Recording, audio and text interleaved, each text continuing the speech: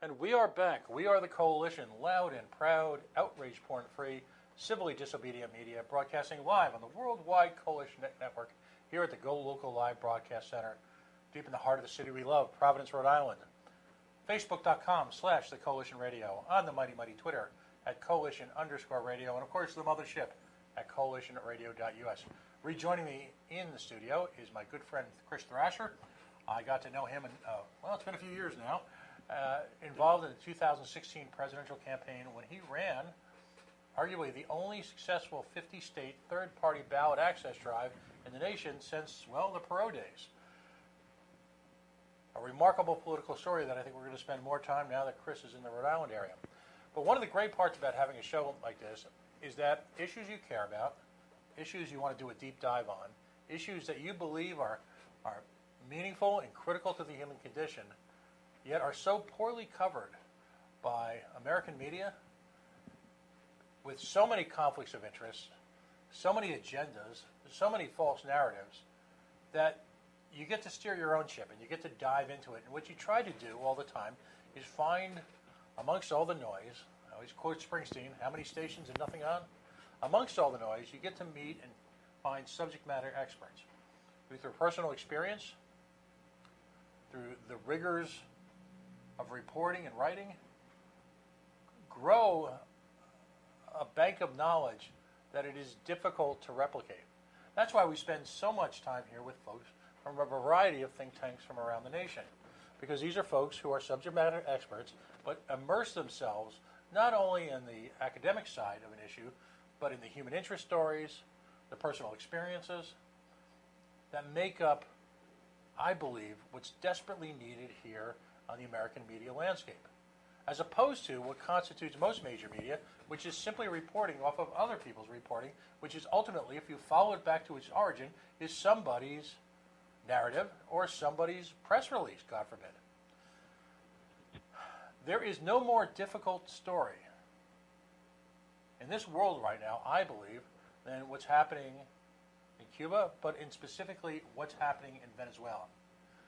So our next guest I asked to come on tonight, and he's got a very hectic schedule, but he was willing to do so, to give us what I'll call, and I hope to have him on several times, many times, and usual, we'll give him the coalition welcome, which is to say, you got something to say, call us.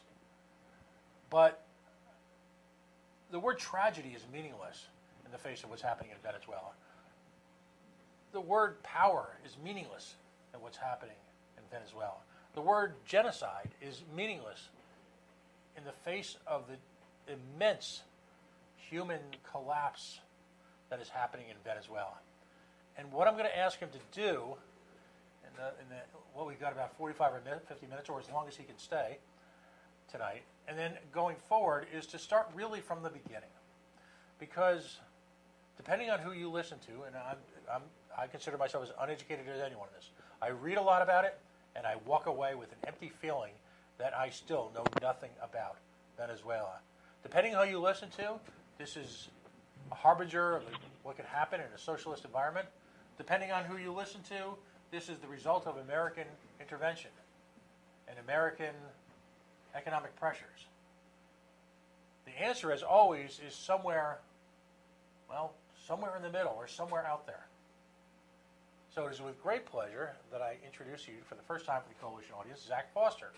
He's a freelance writer, a liberty activist, political consultant. You can read his work, amongst other places, on Mises.org, Mises.org, a fabulous website promoting, amongst other things, the work of economist Mises.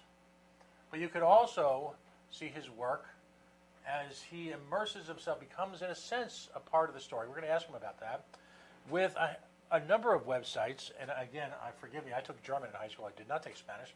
But the Institute of Mises-Mambi to Cuba. And from there, it's my belief that he writes a lot of the work he's doing on Venezuela. So, Zach, I apologize if I butchered any of that. But first of all, thank you so much for carving time out of your busy schedule. Let's start from the beginning. How did you get involved on such an organic level in what's happening in Latin America and Cuba? Well, for starters, thank you so much for having me on today. It's an honor to be able to discuss this stuff.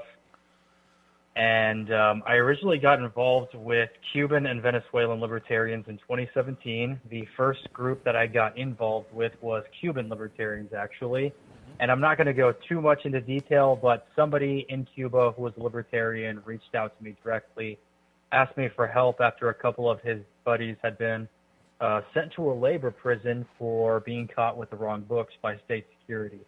So that was the beginning of how I started getting involved in this little world of dissident politics behind the Iron Curtain and what's going on inside the Cuban opposition. And the more there were other American libertarians that I recruited to kind of help me out in this as volunteers. And the more that we started working with these libertarians in Cuba, the more repression they started receiving from the government. We're talking about people being arrested for any stupid reason, then being detained for 24 hours. They would get often beaten inside the police station.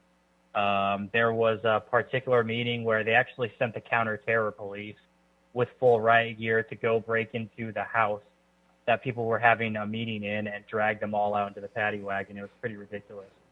So the more we found out about the repression and the more we learned about what kind of operations the Castro government is involved in around the world, that's when we found out that the Cuban government has invaded Venezuela, very much in the same sense that United States has invaded Iraq and other countries in the same sense.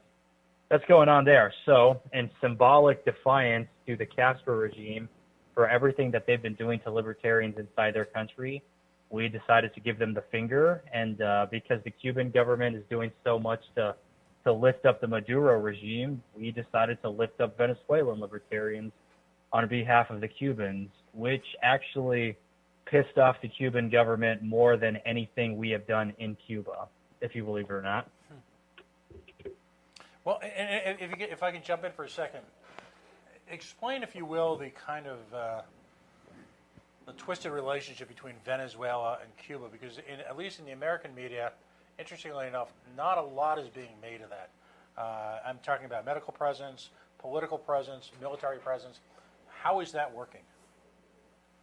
Okay, so the first problem as far as approaching Venezuela is everybody is looking at it through uniquely American lenses, and they're looking at it not only from an American perspective, but whatever their ideology is. So, for example, I'm a libertarian, capital L.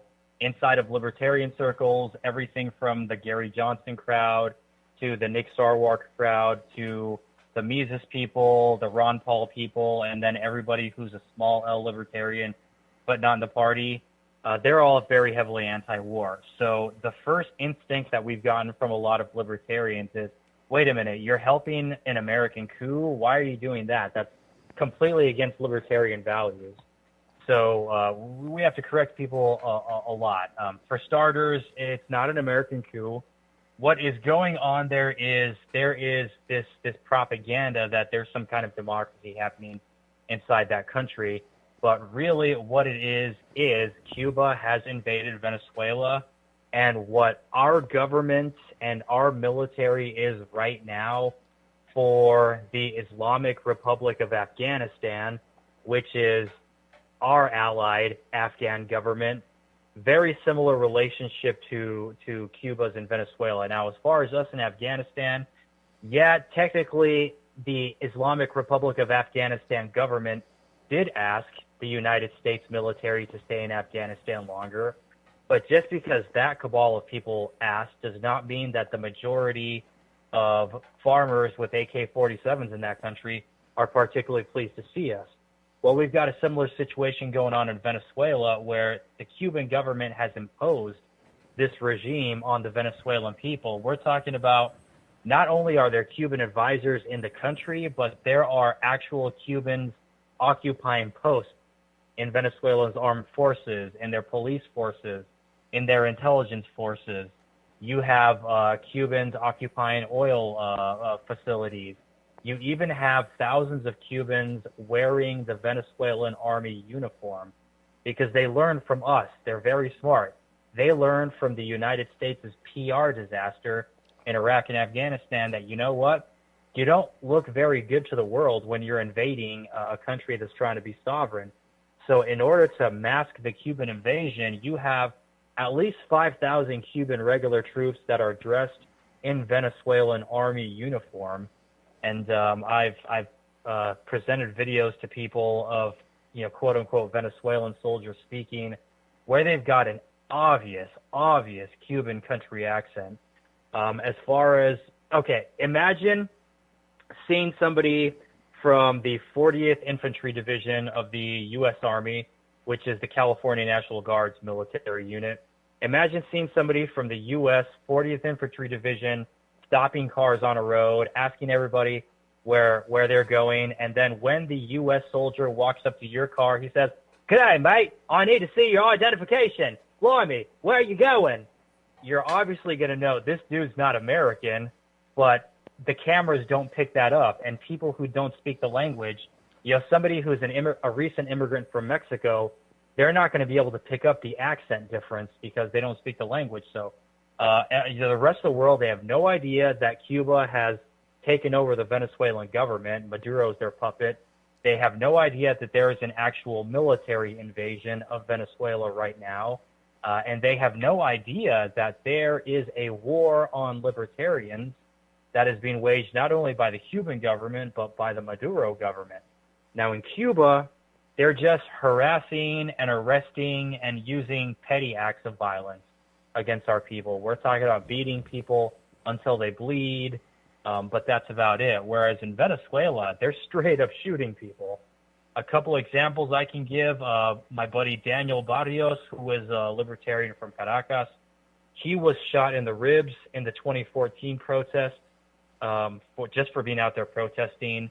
My friend Melanie, she is 20 years old. She is a nursing student, and she runs a little foundation down there to bring medicine and food to sick kids, babies in NICU, all the way to kids with cancer.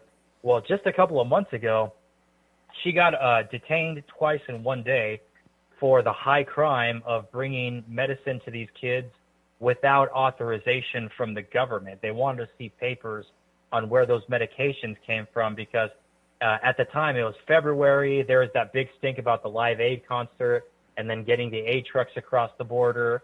Well, the Maduro regime was playing up this big old story about we have to shut down all foreign aid for the next couple of weeks because it's a giant Trojan horse to a military invasion. I don't know. I guess he was thinking that, the first Marines were going to jump out of a box of first aid kits or something like that. Right. But they were shutting down all forms of aid. So at this period of time, if you had medicine, then it was definitely an unauthorized source of medicine. So you must be undermining the revolution. So somebody, as soon as she walked through the door, somebody reported it to somebody, and then the army came in and detained her and was interrogating her and threatening her, and they made her sign this piece of paper, which she has no idea what it was. They wouldn't let her read it. Then they let her go. And then when she was on her way out of the hospital, then the paramilitary started detaining her. Now, a lot of people have no idea that in addition to the Venezuelan army and police, there are also paramilitary forces that were armed by the Chavez government shortly after the 2002 coup. Now, let me put a little bit of context because every time I talk about Venezuela's not a coup, immediately people like to pull up articles from the Ron Paul Institute. They like to talk about the 2002 coup and how the CIA was supposedly behind that. This is what I'm going to say about that whole situation. Yes, it is true that the CIA has a very shady history in the world. Yes, it is true that the U.S. government has done bad things in the world. But a lot of people are looking at it through American activist perspectives, and they're only seeing the bad U.S. government. Whereas the truth of the situation is the world is a giant statist Game of Thrones. So in addition to the CIA doing all its shadiness out there, continuing shadiness in the Middle East to this very day, you also have the Cuban government and their intelligence agencies. You also have the Russian government. You have the Chinese government. None of these governments have stupendous records for respecting human rights, to be sure. Especially not the Cuban one. So people like to project, the U.S. has passed onto the present situation. They like to act like this is the same thing as Iraq in 2003. Well, sorry, it's not. I'm not saying that the U.S. government didn't do bad things in the past.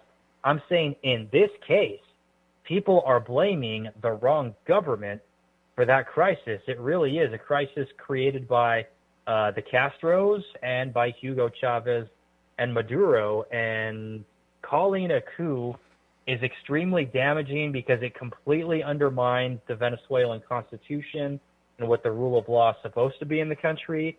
It completely undermines the provisional republic that they're trying to establish for themselves. And when people are calling this a coup instead of an uprising or a revolution, it takes away all forms of legitimacy from it, so that people are no longer even inclined to just send $20 to whichever aid foundation is sending food and medicine to keep people alive. And that really sucks, because this is not a coup. So I'm going to go ahead and let you guys ask some questions, because I know I unloaded a lot of information on you, and then we'll end up on what Venezuela's constitution actually says. Go ahead. Well, Zach, this is Christopher Thrasher here for a second. First of all, good to talk with you, good sir. Hey, Chris. How's it going? How you doing, buddy? Doing well, thank you. Doing well. I hope you are. So I've got to tell you, this isn't the first time I've heard this type of view with regard to Cuba's involvement in Venezuela, but it's certainly more detailed than I've been privy to thus far. I do have a question. What is your sense of the what is the connection between the actual activism on the ground to the, if you want to call it the official, for instance, the candidate that went up against Maduro, if you want to call it the official opposition that was the government in, basically the government that was set up and then was acknowledged by the United States and almost no other world power. What's your sense of the relationship between the actual activism on the ground and that, if you want to call it, the official opposition in Venezuela? Pretty close, actually. But for starters, we gotta be able to identify who we're talking about, because the opposition, that's a broad group of. When we talk about the U.S. government, you and I as Americans just implicitly know that there's going to be people who are Republicans, people who are Democrats, people who are independent. So very similar in Venezuela. A lot of the activism is tied directly to political parties. The provisional president, Juan Guaido, he is from popular will. They're the Social Democrats. So whenever they say, hey, we're going to do a march for whatever, our freedom, we're going to do a march for Maduro to step down, we're going to do a march for the Colombians to, give us aid, whatever it is. Then you'll see a lot of people with the orange T-shirts out there marching, because that's their colors. There's other times when you've got unified opposition marches or demonstrations. So, for example, April 30th, when the big military uprising was going on, the camera was focusing on the military uprising, but they were not focusing on the 2 or 3 million people that hit the streets that day. So there is a certain type of vanguard effect that these different political party activists have. I can't tell you too much about what the Social Democrats are doing, because they're still very highly distrustful of who I am. Whereas the people who identify as more on the right, as well as the explicit libertarians, they're the ones that I've got a lot better contact with. So I'm getting their photos and their stuff on the ground on a regular basis. And I can definitely say that there is a strong connection between big L and small L libertarians who are knocking on doors, canvassing neighborhoods, trying to recruit for people, and the opposition government, because it is that much of an underground government. Even though it's legitimate, still a shadow government. So really, the political activists are writing their own ticket as far as how real that government is to the people. So if those same activists are not out there shaking hands and hearing about people's problems and canvassing neighborhoods in Venezuela, then the legitimate government simply doesn't have a reach, because they don't have billboards and TV stations and radio stations like Maduro's government controls. He's he's kidnapped the entire state. So yeah, the short answer to your question, very strong connection. And my concern is that once this crisis is over, that connection might become weaker as people assume, all right, well, we're free now, so we're going to let the government get it. That's what I'm afraid of, actually. It's Pat here. A question for you. I'm fascinated, troubled, intrigued, all of the above, with the relationship between Cuba and Venezuela. And I want to juxtapose that with the recurring, and I don't know if this is true or not, the recurring urban legend, I'll call it, or urban truth, that American economic intervention in the form of sanctions has played a major role in the economic collapse, if you will, of Venezuela. Now, I guess there's two stages to that question.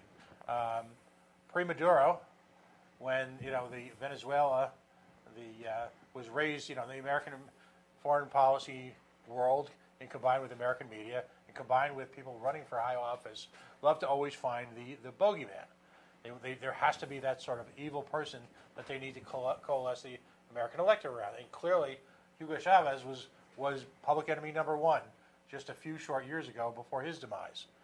And you had economic sanctions at some level occurring then. Now the current administrations have doubled down on those sanctions. Long question, but did we effectively drive Venezuela into the arms of Cuba, or did Cuba make, and I'm using the term client state possibly incorrectly, did Cuba make Venezuela a client state all on its own? Fake news. Hugo Chavez was a dedicated Marxist from the very beginning. Mm-hmm. It's just that his behavior got increasingly aggressive throughout his public life. But back when he was just a random army officer, he was studying Karl Marx and Che Guevara's works, in the barracks with other people while they were planning on overthrowing their government. So what Venezuela is today is actually, it wasn't just Maduro screwing things up, which he has, but he was very much following the plan that was outlined by Hugo Chavez. Make no mistake about it, Chavez planned from the beginning to turn Venezuela into another Cuba. Now, a lot of people say that he was driven into Castro's arms by the 2002 coup. That is not true. He had a beautiful bromance blossoming with the Castros since shortly after he got arrested. A lot of people don't know this, but a lot of the different guerrilla movements that happened in South America in the 1960s and 1970s were actual foreign terrorist projects of the Cuban government. So the way people like to talk about the CIA's got groups in this country and the CIA's got death squads in this country, well, that's all true, but same dealio with the Cubans. They've got their own death squads. They've got their own terrorist organizations. All that stuff was the Castros. Now, the 2002 coup happened because during a big march, when the opposition party, realized that they've mobilized 800,000 people, if we march them to the front yard of his presidential palace, this is the only way that we're going to get the president to step down. By the way, just as a disclaimer, Latin American politics is really douchey. So even though I sympathize with the opposition, that's pretty much what they set out to do that day. They set out to get the president to peacefully resign. What he did in the 2002 incident is he was going to activate Plan Avila, which is like the Venezuelan government's Plan Valkyrie. Martial law, the government is justified in shooting at people. So once he declared that he's going to allow Plan Avila, that's when his generals said, no, that's insane.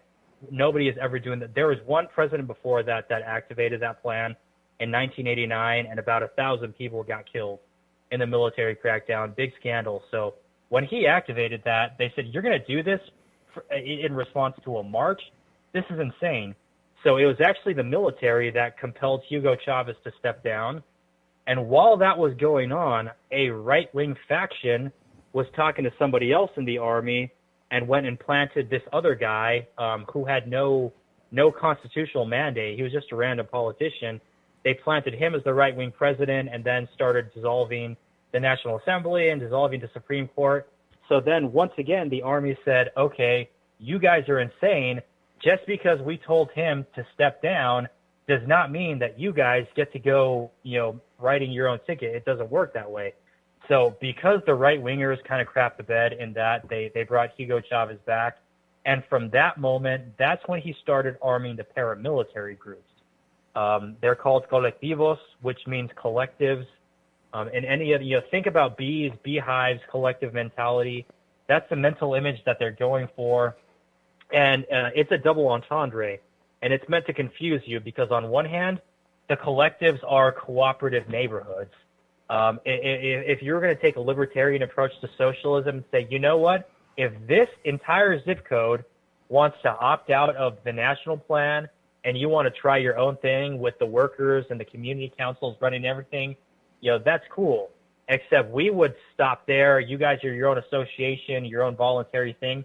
Well, the Venezuelan government funded that. So you've got a situation where government funds are now being diverted to local Marxist projects, and then in order to defend these revolutionary neighborhoods, they also formed militias with military-grade weapons. So the Chavista paramilitaries, they have guns.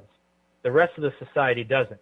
Now, as far as wrecking the economy, doing sanctions and stuff like that, the first United States sanctions that have actually done damage to the Venezuelan economy have gone active in the last 2 months. All the sanctions before that were sanctions on specific companies that were owned by people in the government, or they were sanctions directly on people's Swiss bank accounts.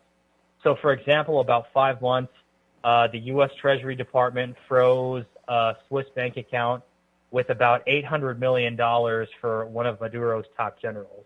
Well, that's definitely going to ruin his vacation with his mistress, but freezing his bank account with $800 million sitting in the United States, that doesn't affect Venezuela's economy, especially when 99% of their budget comes from oil money. Well, the first sanctions that actually started hitting their oil company did not go active until April 28th, 2019. That actually disturbed me to find that out. Not only that they're sanctions, because I'm not a fan, but that our entire oil sector has been financing that dictatorship up until the end of April. And even today, there's still limited trade going on between American oil companies and PDVSA because the American oil companies still have a demand. There's going to be another sanction that goes into effect in July. But here's the dealio. Their entire budget comes from oil. Between 2006 and 2010, Hugo Chavez went absolutely insane and started expropriating huge sectors of the economy. When I say expropriate, that's their version of public domain. Except public domain, you have to make some sort of a justification, like, I'm sorry, but we need this house because this is the only pathway for the new interstate. Whereas in Venezuela, they can take it just because, they say so. So that's what he did. He expropriated over 1,000 private companies and during that time, about 12,000 companies went out of business. So while the government directly seized 1,000, their laws and taxes and regulations and all the other roadblocks that they set in the way to socialize the economy made another 12,000 businesses just, disappear and go poof up in smoke. But the worst part is, before 2010, there still was a private oil sector in Venezuela.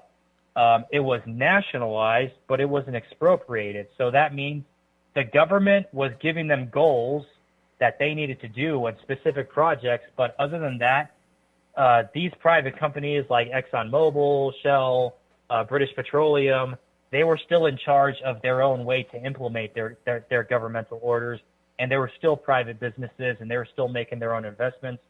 Well, by 2010, that's gone, done deal. All of that has been taken over by the Venezuelan government. And then, lo and behold, cronyism kicks in. They start replacing oil engineers with, people from the Socialist Party. There's also a very old tradition of public rents, and if you want your paperwork to go through faster, you could kick us a couple of $100 and we could make sure that it goes upstairs faster. So you add all these different factors, plus the fact that the Socialist Party took over the one sector of the economy that funds the country. Venezuela has been in a nonstop recession every quarter since 2010. So we are in the 10th year of that recession. And the first United States sanctions started hitting their oil 2 months ago. So this idea that the United States government destroyed Venezuela's economy, that is absolute madness. And a lot of people in our movement are woke, so they tend to cling to that environment, or to that argument, because yeah, it was true about Iraq, it was true about Afghanistan, but again, they're looking at it through CIA tunnel vision when the world is a Game of Thrones. The Cubans and Hugo Chavez himself destroyed that economy, and then Maduro just made things even worse. There's actually a fantastic video put up on Facebook that was made by the Bastiat Society of Venezuela, where they just show 5 years of Maduro promising to fix the economy, going all the way back to 2013. So again, this is not justifying a U.S. military adventure, but this is saying that all of this blaming the United States government for what actual Soviet-style Marxism has done. Dude, it's the last chapter of Atlas Shrugged. Everything that we saw in the second half of Atlas Shrugged, first they're going to tell you it's for the people, it's for the good of the people. Then the bureaucrats show up with guns. Then you've got the entire industry shut down, and people are traveling by covered wagon, just like we saw in Atlas Shrugged. Same thing in Venezuela. I don't know why all of a sudden Austrian economics just stopped applying, and I think that's because people are getting CIA tunnel vision. So I hope that answers your question. No, it's exactly what we've been, I'll use the word craving to find out, because, again, each of the party in the duopoly has got their own rationale, their own revisionist history on, well, just about everything. And clearly, exactly. If you're looking at the progressive left, they would have you blame, America for this issue, for this problem. What I find even more remarkable is that there's a Bastiat Society in Venezuela, and it's what's almost an out-of-body experience for someone like myself, and I won't speak for Chris, is the notion that many of the true heroes of this, if you will, in terms of fighting this repression, fighting what's going on there, are coming from from Austrian economics and from a true spirit of independence, not merely the sort of nationalism or the xenophobic foreign policy that we typically see being portrayed as the heroes. That's what's stunning to me, from reading your work and trying to follow along with what's happening. Again, and that's why I wanted to, you have this connection between the Libertarian Party in Nevada and you have the folks in Cuba. Political heroism has taken on a libertarian bent in clearly what is an undertold story, and it is a remarkable both set of bravery and achievements by people who espouse true liberty, and it's heartwarming. It's at the same time it's frightening. At the same time, it leaves us in a quandary. I mean, as libertarians here in this nation, whether you're small L, big L, what do we do? For lack of a better term, what can we do here to support the efforts over there? Well, there's a couple of things, because I'm going to give you the broke option, and then I'm going to give you the option that could really help us.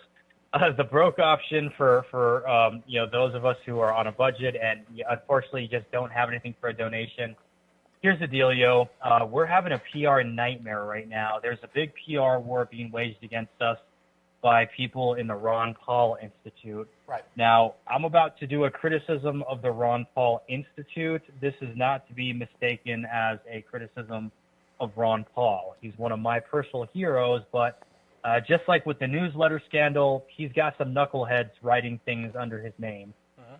So in the Ron Paul Institute, they've been publishing a lot of what my institute calls blatantly pro-Maduro propaganda. For example, I just explained how Venezuela has been in an oil recession nonstop every quarter for 10 years. I explained about the U.S. sanctions. Well, there's folks writing things in Ron Paul Institute that Donald Trump's government and their sanctions have killed 40,000 Venezuelans, and they ruined the Venezuelan economy. And Juan Guaido is nothing but a CIA puppet, and the entire April 30th uprising was a CIA operation. And that really sucks because that is phenomenally disrespectful to our libertarian brothers down in Venezuela. We're talking about Ron Paul's own students, people in Mises-Instituto Venezuela, Basquiat Society Venezuela, SFL Venezuela, the capital L Libertarian movement. All of these people are reading this stuff coming out from the Ron Paul Institute, and they're going, what the F, man? What's this all about? Because Ron Paul Institute is seeing it from CIA tunnel vision. So not only are they writing this stuff, which is very hurtful to their cause, but what's worse is they're not even willing to talk with our Venezuelan libertarian brothers. Folks from LP Mises Caucus reached out to Ron Paul Institute on our behalf. I reached out directly to Daniel McAdams, who is the chief instigator, writing about how we're CIA puppets. And they're fundamentally not interested in hearing what we have to say. So there's a big old Twitter war happening between Nick Sarwark and Daniel McAdams right now, and a lot of people in the Ron Paul camp are mistaking the situation as, oh, Nick Sarwark is being a neocon, and he's defending U.S. regime change, and he's attacking Ron Paul. Well, that's funny because for months people have been complaining that Sarwark was a commie lover for tolerating socialists inside the party, and now all of a sudden he's a right-winger, and Ron Paul people are defending Maduro. It's absolutely ridiculous.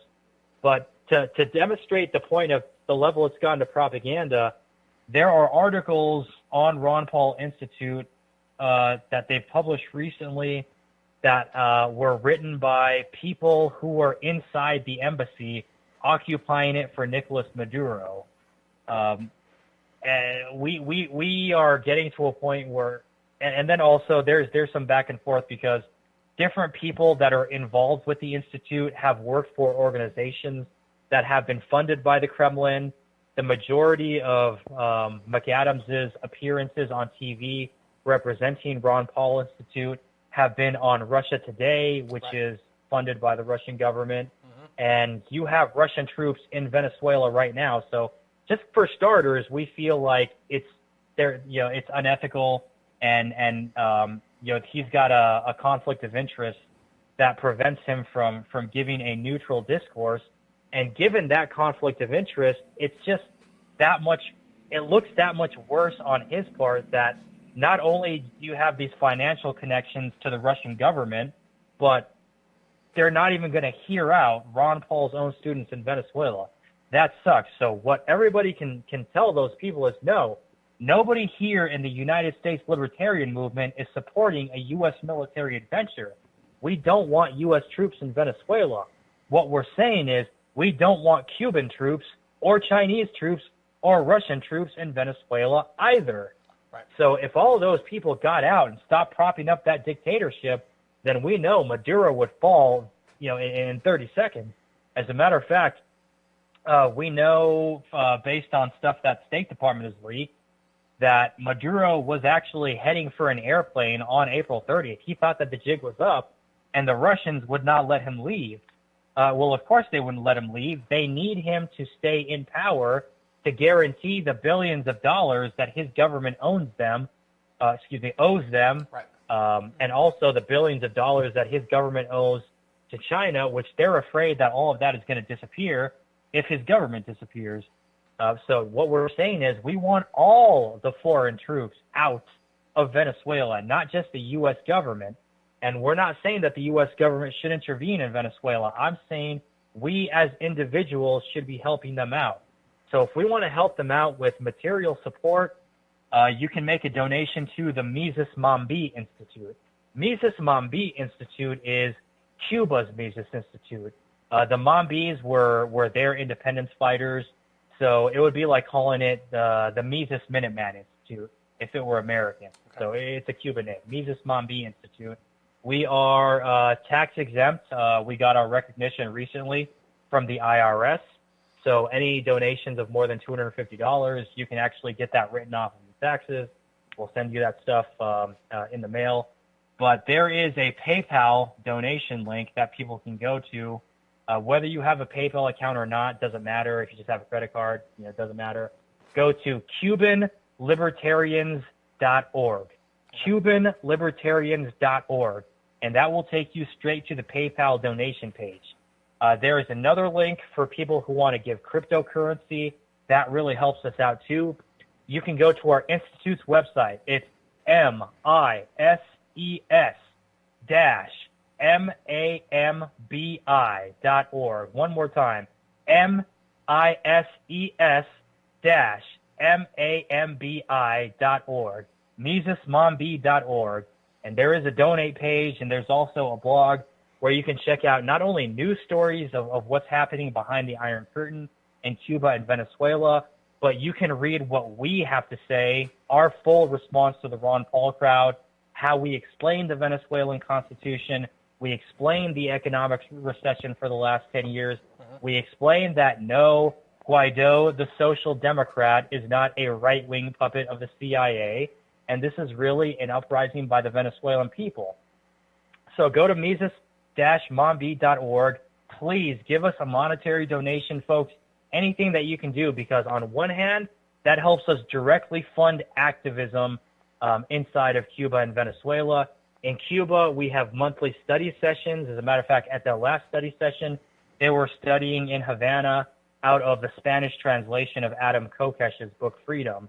And then in Venezuela, so we finance that stuff. And then in Venezuela, they recently had a justice forum where members of the local political party, Venta Venezuela. Venta Venezuela is that is basically Venezuela's version of what the Republican Party would be if Ron Paul got his way. Unfortunately, they're very tiny. But yet members of this group meet up with members of Mises Venezuela. They travel from Caracas to this frontier state, Portuguesa, to have this event. So Libertarian movement was present there. Venta Venezuela was present there. Mises-Instituto Venezuela was present there. They had a big old shindig. Dozens of people attended each one of those events. They recruited new people. They're making new libertarians in Venezuela. So we've got the training and the activism, but on the other hand, we've got emergency relief. And that's the most of what we've been spending on. As a matter of fact, I took a second job doing Uber Eats driving to finance the Mises-Mambi Institute because we're bleeding so much money in humanitarian. I work as a freelance writer. That pays my bills. I'm good to go. I got no wife, no kids. My bills are paid as a writer, but we've got this institute with these expenses. $30 can buy somebody medication to keep them alive for another week. Diabetic medication, heart medication. $20 can buy somebody a couple of days of food or a couple of days of water, which is a big deal. There's a chronic water shortage.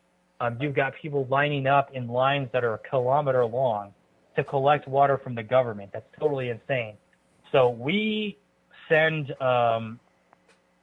financial grants also to specific people in specific places for emergency relief.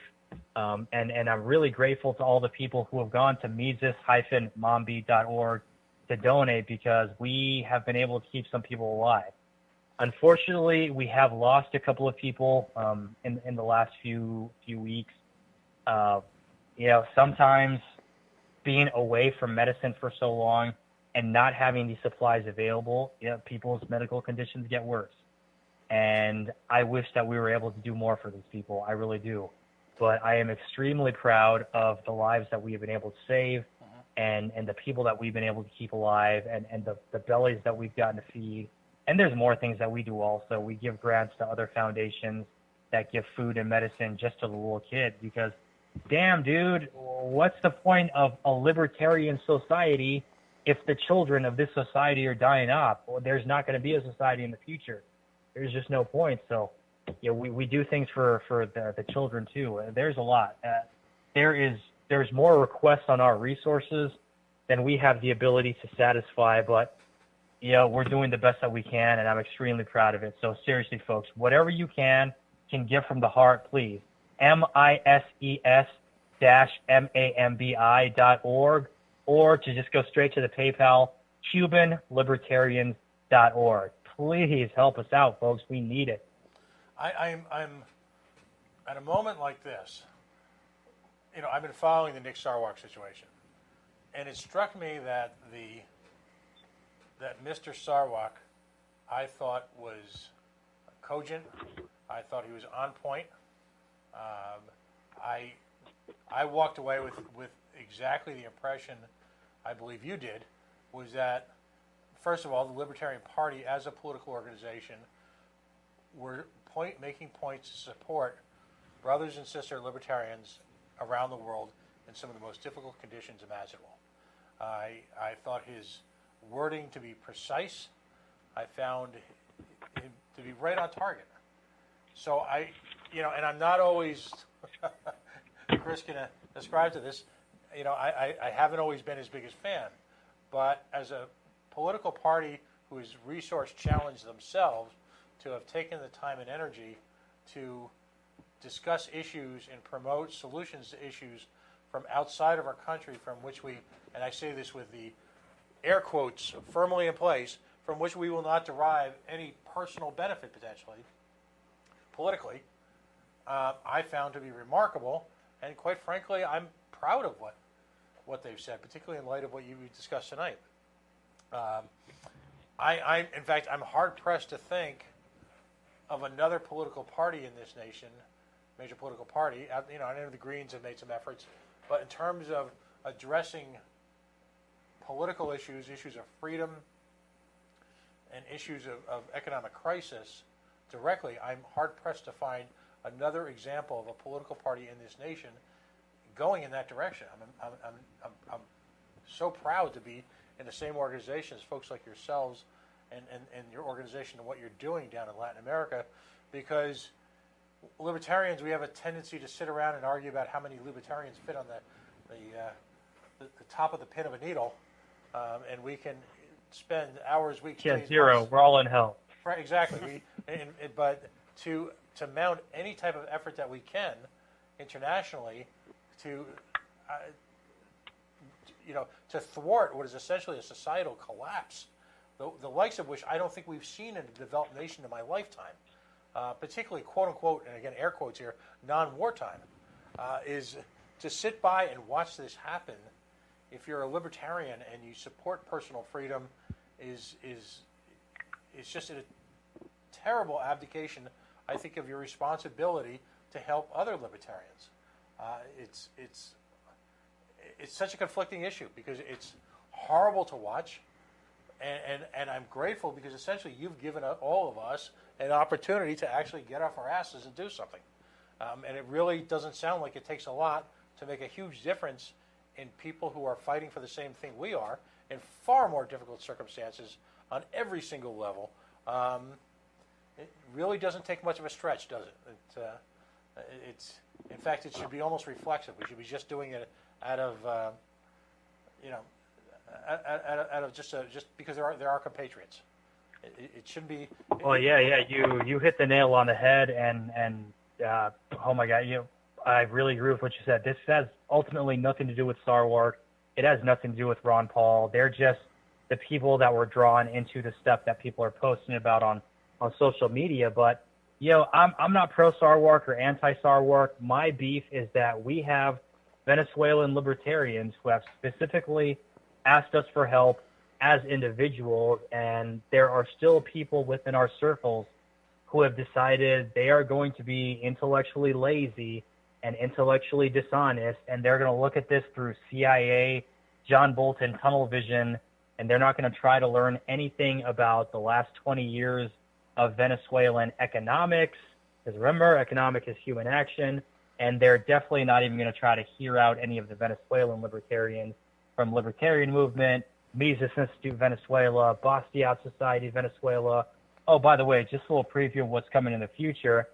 As a giant middle finger to the Cuban government for starting all these communist institutions, inside of Venezuela, Yacht Society Venezuela is working with my Mises-Institute to start a Yacht Society for Cuba. How about that? Wow. So that's what we're trying to do here. We're not trying to do a CIA coup. We are trying to help people free themselves as individuals. So, instead of the international brigades going to Spain to be commies, we are libertarians who have internet connection. We can make contact with anybody in the world in ways that we've never been able to before. So, folks, you don't have to leave home. Let's start doing stuff. If you don't have money, reach out to Mises-Mambi Institute or reach out to me, Zach Foster. Ask me for ways how you can help us out on the media front, on the blogging front, helping us get the message out there, or go to CubanLibertarians.org and give generously, because it's all going to go to a good cause, I guarantee you. As I said, I am Uber driving as a second job just to finance the grants and emergency relief that we're sending down there. So, folks, if you can go to CubanLibertarians.org, help us out, I would appreciate that so much. Gentlemen, thank you so much for the time and attention that you have given me and the cause of freedom for libertarians in Cuba and Venezuela. I have got to run to my next meeting. All right. Zach Foster, God bless you, lad. Please don't be a stranger. When things come up, just send them our way, whether it be written, whether it be video, audio. Just put us on your reaction list, and we'll do everything we can to help out. And certainly, if you find yourself in New England in the coming days, weeks, months, whatever, let us know so that we can get together. All right, buddy? I expect to be in New England sometime in the next coming months, so I would love to get together, and I would love to be back on the show. You guys are great. All right. Great talking with us, Zach. Take care, good sir. All right. We'll publish all those. All right. Zach, listen, have a great day. May the force be with you. God bless you, lad. We'll be talking soon. Wow. That was, I don't know if that's quite what I expected or not. I think that just blew me away. Well, it goes to what we were talking in the first hour, how the narratives that are promoted by the media or whichever lens the information is being filtered through, it's so far removed from what's actually taking place on the ground. That's a perfect example right there. Yeah. Certainly, I learned some information today that I had not heard before, and I think it's very interesting how, again, the reality of what's actually taking place on the ground is a completely different reality from what's being presented in the media narrative. And I think what's so awesome to see is that this is a perfect example where promoting freedom really does make a difference on the ground in individuals' lives, and it's certainly a tough road they've got there in Cuba and Venezuela. But it's awesome to see Zach and his organization's work for sure. Well, that's why we do Into Media here. I got to take a moment to thank our sponsors, the fine folks at Beacon Shipping and Logistics. Listen, one of the reasons why we put them on to sponsor our Libertarian Hour, if you will, is that people from around the country have vehicle transportation needs. And folks, if you're looking for a organization that ships nationally and internationally, works with large chains of automobile dealers as well as the individual, whether you're shipping that car you bought off of eBay or you're sending your kiddo to college, they can help you at beaconshippingandlogistics.com, 1-855-3-SHIP-IT. Of course, the fine folks at Yacht Club, yachtclubbottlingworks.com, been with us since nearly the beginning. John's now brought over the family, delivering boutique soda here in Rhode Island before we even knew we needed boutique soda. I think they're, 104 years old, despite the best efforts of the Rhode Island state government. And, of course, Air Sciences' Darrell Gould. If you look just a link or two down on our Facebook page, you'll see we spoke for an hour about a brewing scandal, or I should say a scandal that's overcooked, but now being delivered to the media through citizen activism. airsciences.net. Mold remediation, biohazards. Folks, reach out to Air Sciences. They do have special pricing and some free service available to people whose immune systems might have been compromised. Without those sponsors, this show simply would not exist. If you're interested in sponsoring, please reach out to me at pford@coalitionradio.us or through the Facebook page. We are the Coalition, loud and proud, outrage porn-free, civilly disobedient media broadcasting live on the worldwide Coalition Media Network here at the Go Local Live Broadcast Center. deep, deep, deep in the heart of the city we love, Providence, Rhode Island, the naked city, the city of, well, about 365,000 stories. We told a couple of compelling ones, both nationally, locally, and internationally tonight. Facebook.com/The Coalition Radio, on the mighty, mighty Twitter, at Coalition_radio, and of course the mothership, CoalitionRadio.us. We're heartened by the explosion in likes and follows we've gotten in the past few weeks. If you're listening to us for the first time, please take a moment out to do that. It gives us the opportunity as a self-financed organization to amplify our message, to kind of dive through the murk and the white noise of what passes for news reporting these days. I think if you look at the overall subjects that we discussed tonight, they are not typical of any programming that you'll see, at least in this part of southern New England. Folks, we'll be back next week.